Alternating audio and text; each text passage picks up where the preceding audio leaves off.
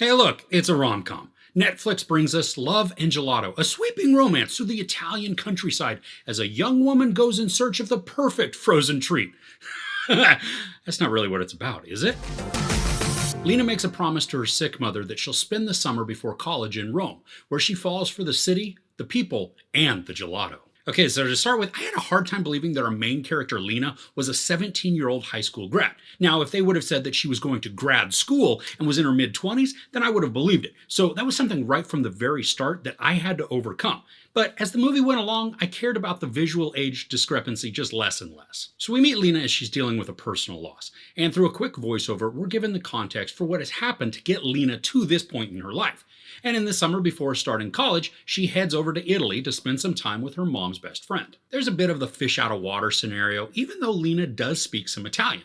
And even though she repeatedly tells us that she's passed the AP exam for Italian, she doesn't come across as proficient as maybe she purports. But that's really neither here nor there. The story attempts to make Lina very clumsy, which I thought was an odd choice. She's very intelligent and she's observant, so I guess in order to maybe make her less intimidating because of her brain, they make her stumble and fall over stuff. I don't know. We don't need her to be clumsy or fumbling to be endearing, so I really don't get that story decision. Now, upon arriving in Rome and meeting up with her mom's best friend, she meets a handsome young man who is sure to become the love interest in this story. Alessandro, or Ale, is kind of smug, he's certainly privileged, but he's not entirely unlikable. And there are some qualities that do make him a bit endearing, which then causes some internal conflict while watching because it's hard to determine if we're supposed to begin to like him or if he's going to be the heartbreaker. We also meet Lorenzo, another potential love interest for the story. Now, he's the standard shy/geeky and unassuming underdog. He's sweet, but he's also a bit complicated. So is he going to become the love interest? The acting in this is sketchy for a lot of it. I mean, I want to like and root for Lina, but so much of the time she starts off as endearing and then turns aggravating within a scene. And there are definite times where she is incredibly sympathetic, and we can feel for her and her situation. But then at other points, she's a bit whiny, and then it's not easy to root for her. While a lot of the story arcs are predictable, there were moments that managed to surprise me, which I appreciated.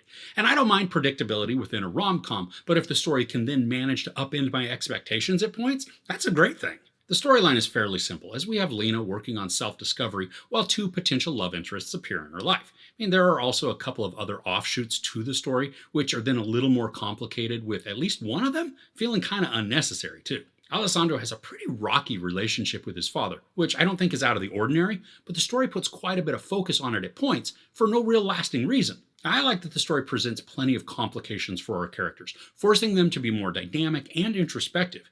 There's even a bit of mystery involving a character for a very small portion of the film. I'm not sure though that the mystery actually needs to be present, because it really only sets up a poor interaction that could have been handled in a different way, which then would have created more sympathy for the character, and then also it would have cut down on some of the time. And this is a longer story, more than what you'd expect for a traditional rom-com. It's an hour and 50 minutes, and there are portions where the time really does become evident.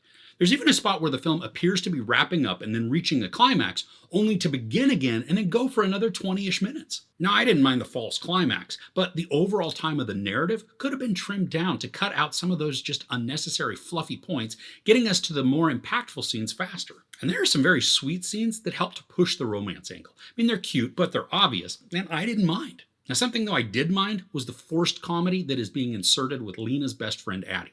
Now, the character and the actor are fine, but the interactions, they don't feel natural at all. Addie is social media obsessed, which also isn't an issue, but she's constantly pushing it on Lina, who has no social media of any kind.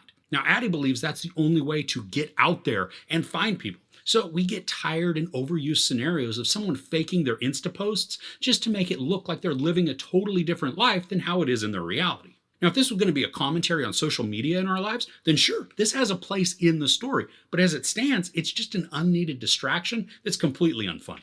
I think the romance angle of this may leave you a bit wanting also. Now, there are portions that subverted my expectations, which I thought was nice, but when it came to the feel-good romance potential of couples, I found it to be a bit frustrating and then thin.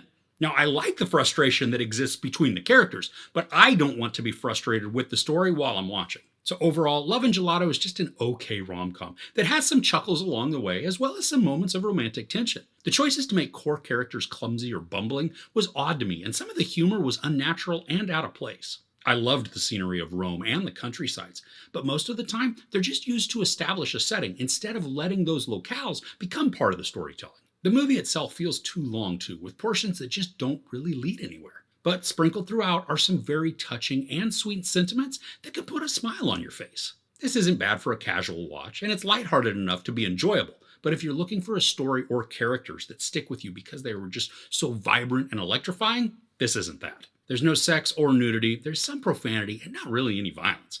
I give Love and Gelato 2.5 out of 5 couches. So do you prefer ice cream or gelato as a cold, sweet dessert?